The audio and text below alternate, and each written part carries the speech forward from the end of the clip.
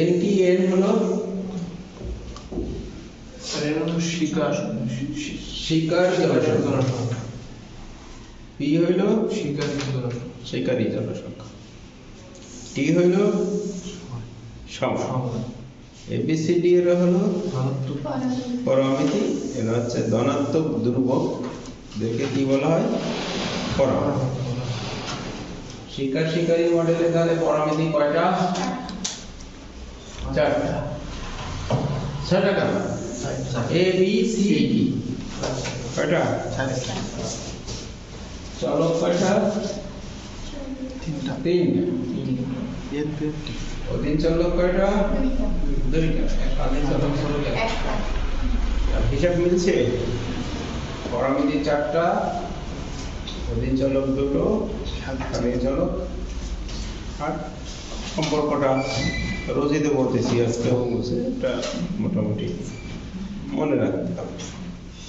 আচ্ছা, আজকে আলোচনা করব আমরা, সবই তো দেখছি স্যার ইম্পর্টেন্ট, মাপ দেওয়া আছে, বাদ দিলেই দেওয়া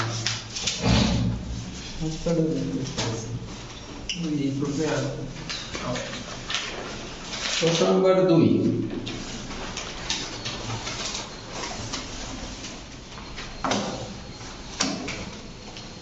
দুইটা বিবিআই, দুইটা সার্ভিস, 3 না হলো 16,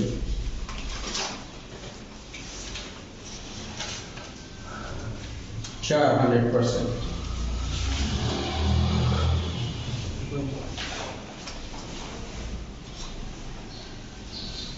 5 100%,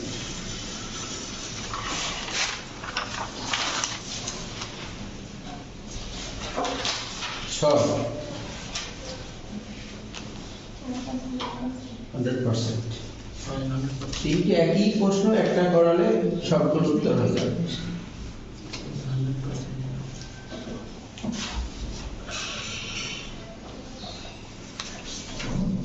আর 100%,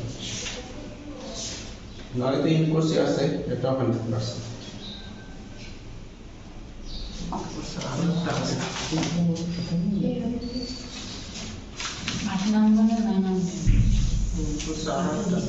দশ পরীক্ষা পরে আসছে সম্ভব।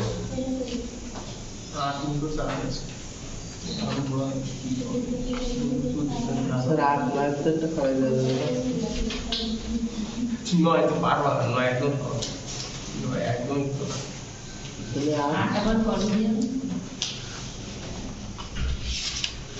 9 তো খালি মডেলটা লেখা আছে, তার কাছে ও দেবে না, দ্বিজাতি প্রতিযোগিতা মডেল। একটা আছে শিকার শিকারী মডেল, আর একটা আছে প্রতিযোগিতা মডেল। 3 ধরনের বলছিলাম তো, 3 ধরনের, তার মধ্যে 2 নম্বর প্রতিযোগিতা মডেল কি একই খাবার 2 প্রজাতি ভাগাভাগি করবে, সেখানে কম্পিটিশন আছে। গরু ছাগল মাঠে ছেড়ে দিলে ঘাস কে আগে খাবে, কে বেশি খাবে, এই যে খুব কম্পিটিশন থাকে।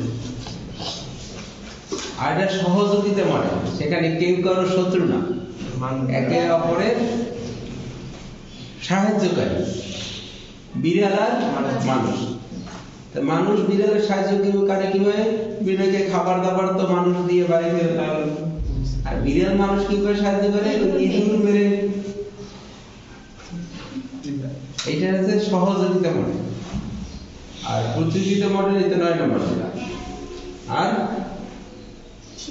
শিকার শিকারী মডেল, যেখানে একে অপরের শত্রু, একে অপরের শত্রু, সেইখানে হচ্ছে শিকার শিকারী মডেল। মূলত এই চ্যাপ্টার সব শিকার শিকারী মডেল নিয়েই, খালি 9 নম্বরে আছে প্রতিযোগিতা মডেল, আর সকল প্রশ্ন শিকার শিকারী মডেল। একটাই খালি আছে প্রতিযোগিতা মডেল। প্রশ্ন 21 সালে আসছে, পরে 24 সালের জন্য 100% রাখতে পারো, 4 নম্বর ভিতরে। তবে 18 পরে বসে আসছে। তাহলে আমি আলোচনা করব 5 নম্বর প্রশ্নটা। এটা কিন্তু পরীক্ষায় আসবে 5।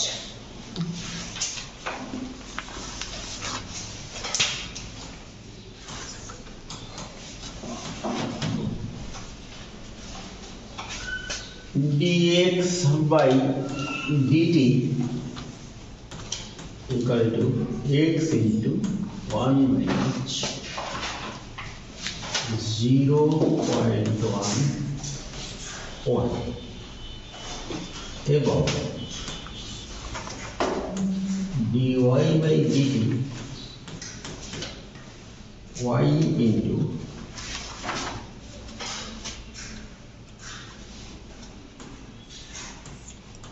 1 minus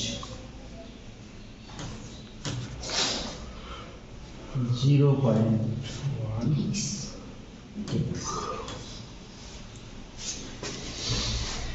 এর সাম্য বিন্দু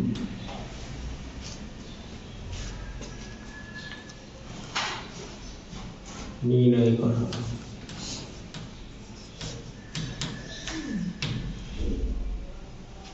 এবং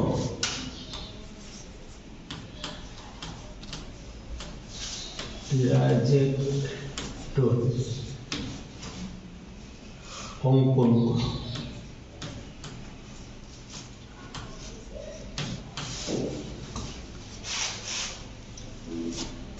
সাম্যবিন্দু নির্ণয় করতে বলছে এবং ট্রাজেক্টরি অঙ্কন করতে বলছে।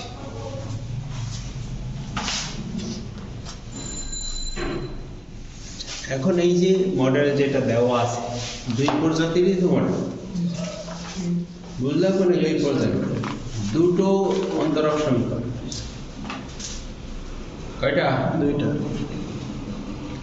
আবার সামনে একটা চ্যাপ্টার আছে, আমরা পড়বো 5 নম্বর চ্যাপ্টার, সেটা হলো তিনটে অন্তরক সমীকরণ থাকছে। এমনকি লেখ করা হয়েছে বইয়ে। দর্শন কয়টা? তিনটা। সেই চ্যাপ্টারের নাম হচ্ছে মহামারী মডেল। কি মডেল? সেটা হচ্ছে রোগ ব্যাধি নিয়ে আলোচনা। তাহলে আমরা দেখো যে একটা অন্তরক সমীকরণ নিয়ে মডেল করেছি প্রথম সপ্তাহে, এক প্রজাতির মডেল।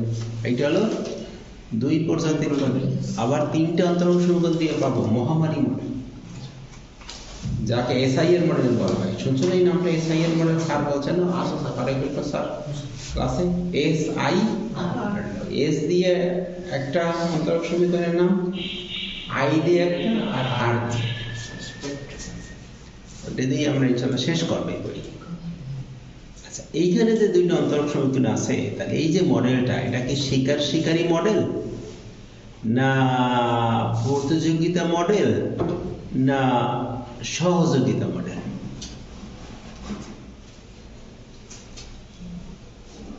কেউ বলতে পারবা এই মডেলটা এটা কি শিকারী? আমরা যে ডিপি বাই দেখবা এখানে এক্স হয়ে গেছে, এতটুকু বুদ্ধি না থাকলে কেমন হবে? এখানে আগে ছিল এনআরপি, এখানে এক্স আর ওয়াই। এখন কি সব কি এনআরপি দিয়ে বুঝে প্রশ্ন দিবে?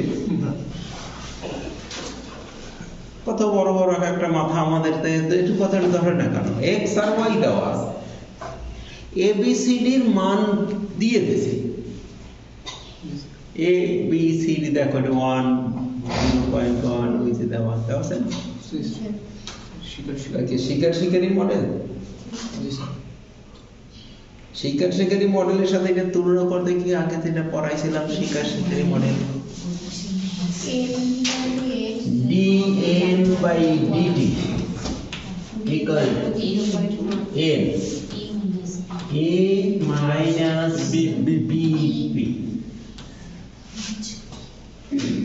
মিলছে না এর সাথে? দেখো x এর জায়গায় n আর y এর জায়গায় p, a এর জায়গায় 1, p এর জায়গায় 0.1, আর দ্বিতীয়টা ছিল p by dt equal to p n minus p এর জায়গায় আছে y, আর এরপর তা গঠনটা তো মিলল না।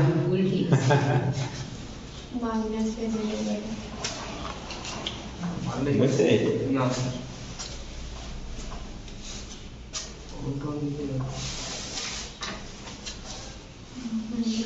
তাহলে ওখানে আছে কিন্তু d মাইনাস pn নাকি কি আছে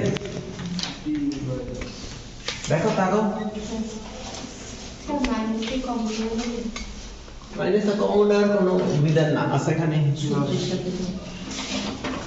এই মডেলটা হলো দুই পদ্ধতি প্রতিযোগিতা মডেল এই প্রতিযোগিতা মডেল যেটা 9 নম্বরে আছে এই যে এই দুইটাই যদি এইটা মাইনাস থাকে তাহলে এরা থাকা মানেই ক্ষতি না থাকলে ভালো আর একটা প্লাস একটা মাইনাস ছিল মানে শিকারী থাকাটা শিকারের জন্য ভালো কিন্তু শিকার থাকাটা শিকারীর জন্য ভালো আর শিকারী থাকা শিকারের জন্য খারাপ মানে এই যে একটাই এইটাই প্লাস ছিল এইটাই মাইনাস ছিল একটা ভালো একটা খারাপ আর এখানে একজন আর একজনের জন্য খারাপ কি বুঝলেন যদি মাঠে যথেষ্ট ছাগল থাকে এটা গরুর জন্য এটা ক্ষতিকর আর যদি মাঠে যথেষ্ট গরু থাকে এটা কি মডেল এইটা দুই প্রতিটা মডেল ওই দুইটাই মাইনাস হবে শিকার শিকারীদের একটা মাইনাস আর একটা প্লাস আর সহযোগিতা মডেলে দুইটাই প্লাস তাহলে চিহ্নের উপরে ভিত্তি করে ওই শিকার শিকারে কি একটা খারাপ একটা ভালো একটা প্লাস আর সহযোগিতায় দুইজনেই প্রত্যেকেই প্রয়োজনে ভালো সব প্লাস আর প্রতিযোগিতা একজনের উপস্থিতি আর একজনের সবসময় খারাপ দুইটাই মডেল চিনা গেছে এটা কি দুই পদ্ধতি প্রতিযোগিতা মডেল আচ্ছা ঠিক আছে এখন ভারসাম্য বিন্দু বের করতে হবে আর সমাধান করার পরে লেখচিত্র আঁকতে হবে মানে ট্রাজেক্টরি এটা আমরা 1 নাম্বার প্রশ্নটাই তো দেখছিলাম না ট্রাজেক্টরি সেখানে ট্রাজেক্টরিকে আঁকতে বলছিল না কিন্তু এখানে কি করতে হবে তাহলে আমরা প্রশ্ন বুঝেছি এইবার আমরা সমাধান করব ভারসাম্য বিন্দু বা সাম্য বিন্দু পড়ছিলাম না আমরা 1 নম্বর চ্যাপ্টারে ভারসাম্য বিন্দু পড়ছিলাম না ভারসাম্য বিন্দুতে কি করতে হয় অন্তরক সমীকরণকে 0 ধরে সমাধান ওই যে আমরা মহারাষ্ট্রের লজিস্টিক মডেলে ভারসাম্য বিন্দু বের করেছিলাম n = 0 আর n = k তারপর ভারসাম্য বিন্দুর স্থিতিশীলতা আলোচনা করেছিলাম সামান্য জনসংখ্যা যোগ করে তারপর সমাধান করে দেখছিলাম যে সময় কি বাড়তে থাকে না আবার পূর্ব অবস্থায় যদি বাড়তে থাকে তাহলে অস্থিতিশীল আর মাইনাস প্লাস মাইনাসের বিষয় না ওটা যদি সামান্য একটু জনসংখ্যা ওখানে প্রবেশ করানোর পরে সেটা যদি বাড়তে থাকে তাহলে কি আর যদি আবার কমে যদি পূর্ব অবস্থায় ফেরত আসে সেটাই এর মাথায় যদি চিহ্নটা প্লাস আসতো তাহলে তো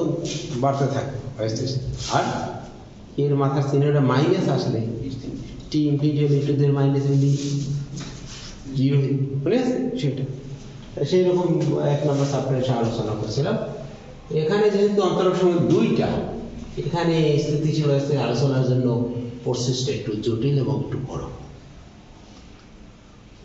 এখানে সব প্রশ্নে সেই পদ্ধতি আছে আইগেন মান আইগেন ভেক্টর থেকে শুনেছ তো এই কথা সেই প্রসেসে এখানে কাজ করতে হবে সমাধান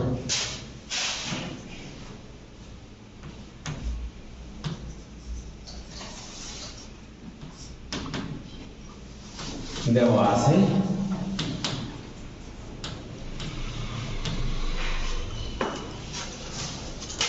dx by dt x into 1 minus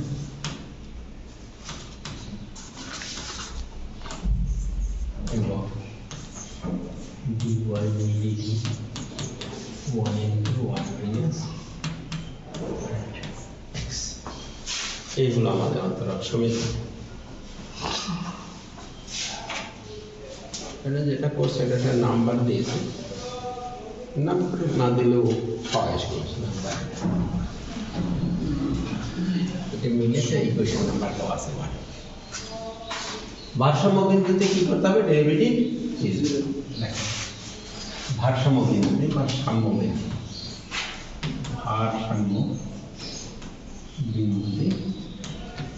dx by dt equal to 0, dy by dt equal to 0. এই হলো ভারসাম্য বিন্দু কন্ডিশন। এখন এখান থেকে x 1 minus 0.11 equal to 0, y 1 minus 0.1 x equal to 0. এখানে x equal to 0 R 1 minus 0.1 y equal to এবং y equal to 0 R 1 minus 0.1 x.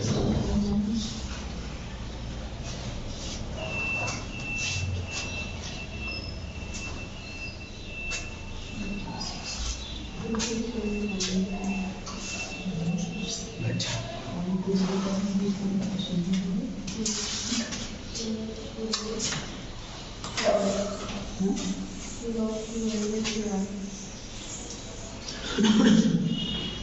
imply x equal to 0, y equal to 10 না, এবং y equal to 0, x equal to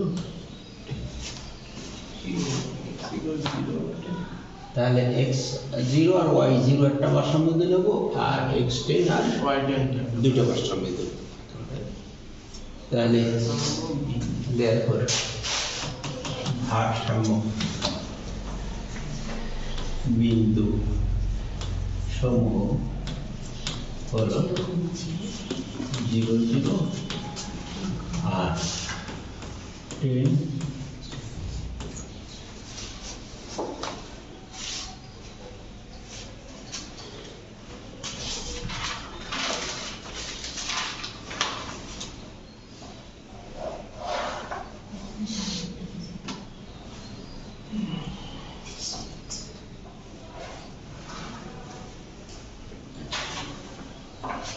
হলো ভারসাম্য বিন্দু। এটি হলো প্রশ্নের একটা পার্ট, প্রথম অংশ, ভারসাম্য বিন্দু নির্ণয় করুন। এখন আমাদের কি বলছে? ট্র্যাজেক্টরি অঙ্কন করতে বলছে। তো ট্র্যাজেক্টরি অঙ্কন করার জন্য আমাদের যে কাজটা করতে হবে, আগে এই যে ভারসাম্য বিন্দু দুটো, এই ভারসাম্য বিন্দু দুটোর স্থিতিশীলতা পরীক্ষা করতে হবে। কি করতে হবে? স্থিতিশীলতা পরীক্ষা করার পরে যে ভারসাম্য বিন্দুটা স্থিতিশীল ওইটার সাপেক্ষে ট্র্যাজেক্টরি অঙ্কন হবে, যেটা অস্থিতিশীল সেটা ধরে ট্র্যাজেক্টরি। এখানে পরীক্ষা করে দেখা গেছে যে 0 0 বিন্দুটা এটা অস্থিতিশীল। আগে আমরাও 1 নম্বর চ্যাপ্টারে পাইছিলাম 0 ভারসাম্য বিন্দু সবসময় কি হয়? আর 10 10 এই ভারসাম্য বিন্দুটা স্থিতিশীল। দেখো 10 10কে কেন্দ্র করে ওখানে কিছু হাইপারবোলা অঙ্কন করেছে। দেখো ছবিটার দিকে তাকাও না, যে ছবিটা আছে সেই ছবিটা 10 10 এইটাকে কেন্দ্রে রেখে আমরা চারিদিকে কি এই যে ট্র্যাজেক্টরি অঙ্কন করেছে। সমাধানে যে রেজাল্ট পেয়েছে এটা হাইপারবোলার সমীকরণ, এই জন্য এটা অঙ্কন করেছে। এবং 10 10 হলো এই হাইপারবোলার কেন্দ্র। তাহলে আমাদের ট্র্যাজেক্টরি অঙ্কন করার জন্য আগে কি করতে হবে? ভারসাম্য বিন্দুর স্থিতিশীলতা পরীক্ষা নির্ণয় করতে হবে। তাহলে ভারসাম্য বিন্দুর স্থিতিশীলতা নির্ণয় করতে গেলে আমাদের যে কাজ করতে হয় সেটা হলো এই অন্তরসারকে রৈখিক করতে হয়। কি করতে হয়?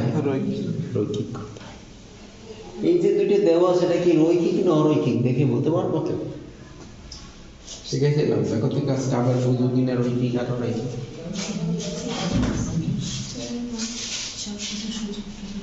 ফর্ম তো আছে ভিতরে sir X by x by Right. dt power 1 x এটা তো গুণ করে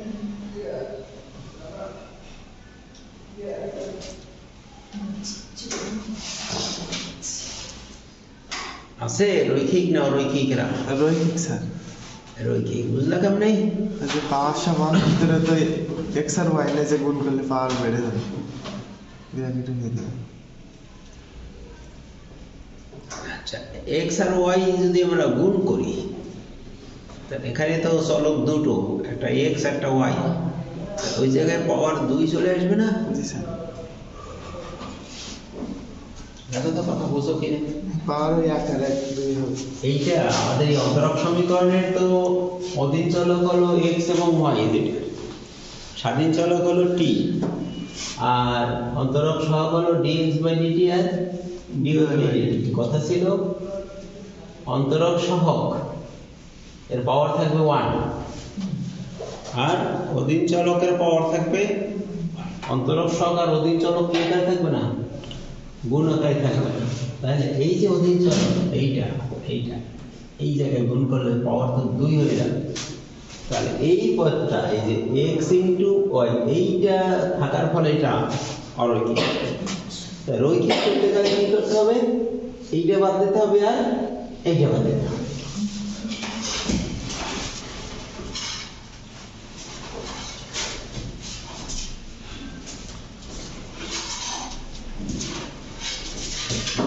বুঝে আসছে কথা? রৈখিক করতে গেলে কি করতে হবে, আর দুটো সমান এই দুটো বাদ দিতে হবে। তাহলে dx by dt equal to x একটা সমীকরণ থাকবে আর dy বাই dt। আর আমরা যা কাজ করছিলাম, আমরা এখানে বিশিষ্ট পরীক্ষার জন্য এর সাথে সামান্য জনসংখ্যা তোমাদের মনে আছে কিনা, এইটার সাথে কি যোগ করছিলাম, কে এইরকম একটা কাজ করছিলাম মনে আছে? x equal to 0 দেখো তো কি পিছনে n equal to 0 plus epsilon এরকম একটা কাজ করছিলাম কিনা? জি স্যার। এবং একটা কথা বলছিলাম, এই সামান্য জনসংখ্যা কি করতেছিলাম, বাড়াই দিচ্ছি তা এখানে কি হবে, এখানে হওয়ার কথা x equal to কিছু লেখা এখানে বইয়ে সংক্ষিপ্ত কাজ করছে এইটা। আরেকটা বিন্দু আছে না, এটা এটা y এর জন্য মনে করো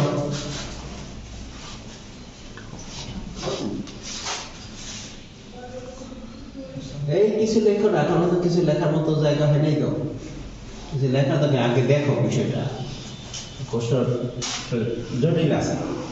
তাহলে এপসাইলন ইজ ভেরি ভেরি,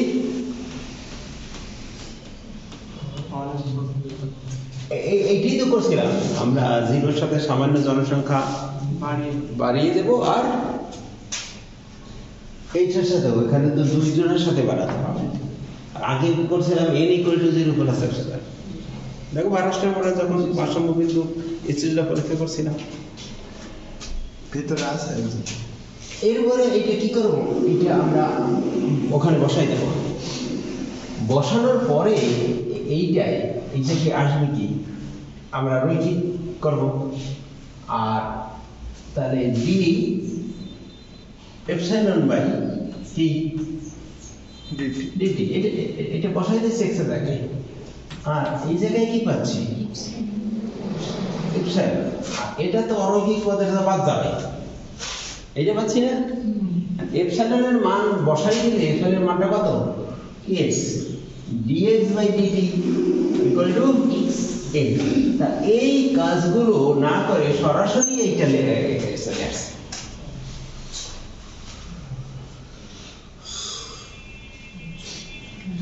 বইতে কি আছে, dx by dt equal to x আছে না, আর এইটা একইভাবে dy by dt equal to y হবে। তাই 0 0 বিন্দুতে এই ভারসাম্য বিন্দু স্থিতিশীলতা পরীক্ষা করার জন্য এই সব আনলেও ফাইনালি গিয়ে সমীকরণ দাঁড়াচ্ছে dx by dt equal to x R dy by dt equal to y। তাহলে আলোচনা এখানে কি করা আছে, সংক্ষিপ্ত করা আছে, এই করানোগুলো নাই। কি বোঝা গেছে?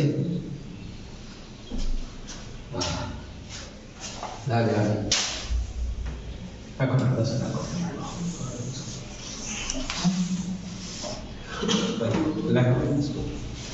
জিরো জিরো ভারসাম্য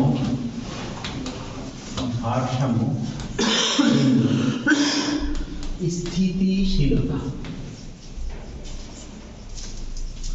আলোচনার জন্য প্রদত্ত অন্তরক সমীকরণ জোটকে রৈখিক করণ করে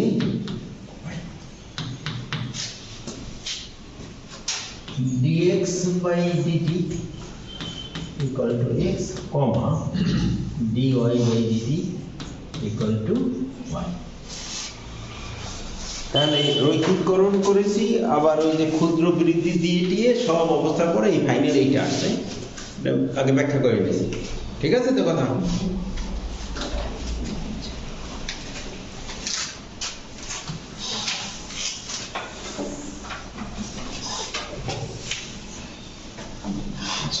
এরপরে এইটাকে সমাধান করতে গেলে এইটা ম্যাট্রিক্স আকার আমরা লিখব। কি আকার? এখন অন্তরক সমীকরণ জোটকে ম্যাট্রিক্স আকারে কিভাবে লিখতে হয় এই লেখাপড়া তোমাদের হয়নি কোনো বইয়ে কোথাও। মাস্টার্সে এই উপরে এই লেখাপড়া হবে ব্যাপকভাবে। এখন এইটাকে যদি আমি ম্যাট্রিক্স আকারে লিখতে চাই, তাহলে ডানে একটু নোট রাখো। এইটা কি আছে, dx by dt equal to 1 into x plus 0 into y এখানে, তাই না?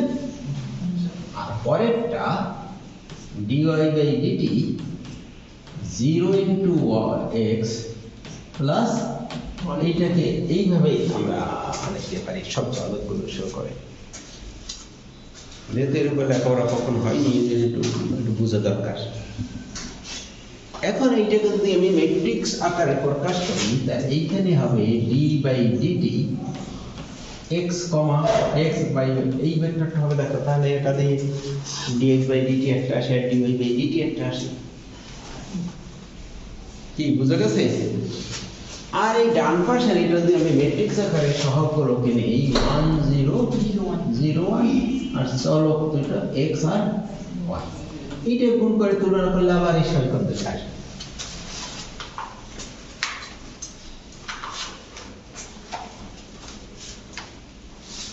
এই যে সমীকরণ জোট দেখা যায়, অন্তরক সমীকরণ জোট, এর ম্যাট্রিক্স আকার করলে ওইটা পাওয়া যাবে।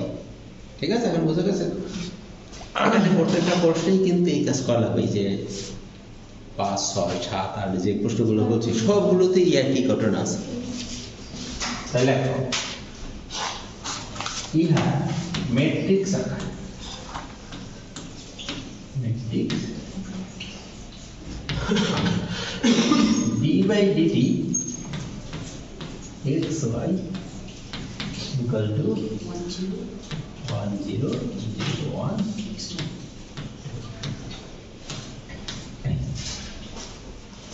এই হবে ম্যাট্রিক্স।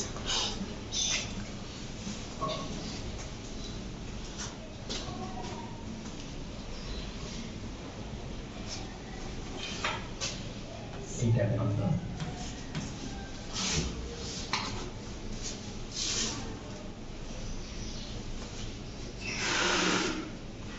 এখন এই সমাধান করতে হবে। আমি তো চাই এই যে জোট পেয়েছি এদের সমাধান চাই না, এ যদি আমরা সমাধান করি তাহলে এর সমাধান